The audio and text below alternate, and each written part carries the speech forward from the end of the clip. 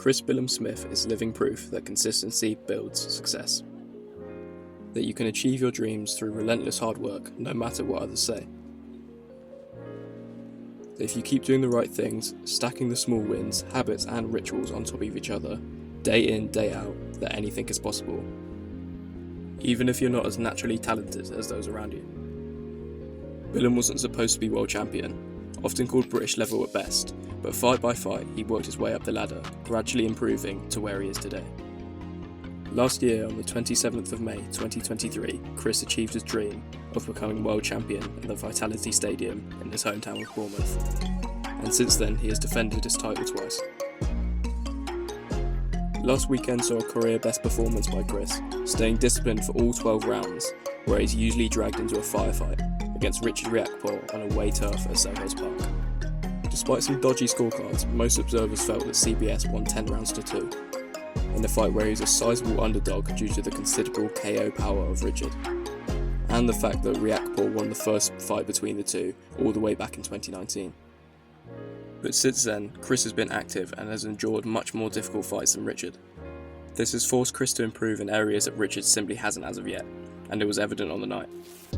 Chris's head movement in particular and use of feints meant that Riakporhe never had a stationary target to let his lethal right hand go completely clean. Clearly this is something that Billam-Smith has worked on since a slightly subpar performance against Masternak at the back end of last year.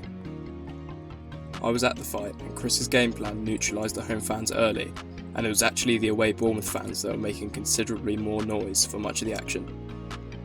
Riakporhe had spells of success but never for long enough to put a real dent in Chris, and it ended up being a lopsided victory.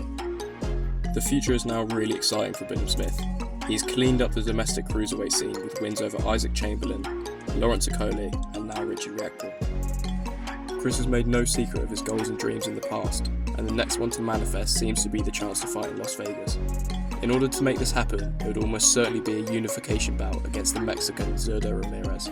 The former super middleweight champion holds an impressive record of 46-1 and is fresh off the two biggest wins of his career versus Joe Smith Jr. and particularly Arsene Goulamirian last time out, having only lost to pound-for-pound contender Dimitri Bivol at light heavyweight prior to these fights. This would be yet another tough fight for Billam-Smith, and one that he may well be the underdog for again, particularly with the audience stateside. But if Chris was to win, we're almost in ridiculous territory of a potential undisputed title fight versus the man who many feel is already the number one in the division, Jai Opetaia.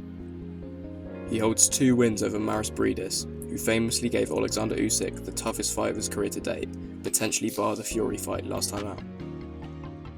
The narrative is that he's untouchable, and I think that's slightly down to Eddie Hearn to a certain extent, who naturally sees matchroom fighters as a level above anyone else. And that's not a criticism, by the way, I'd do the same if I was a promoter. But I think that we've seen this year, first with Wardley versus Clark, and particularly with the Matchroom versus Queensberry 5v5, that boxing doesn't work like that. No one is untouchable, and yes, CBS would 100% be the underdog, but if he could pull off one last upset, well, we'll have to wait and see.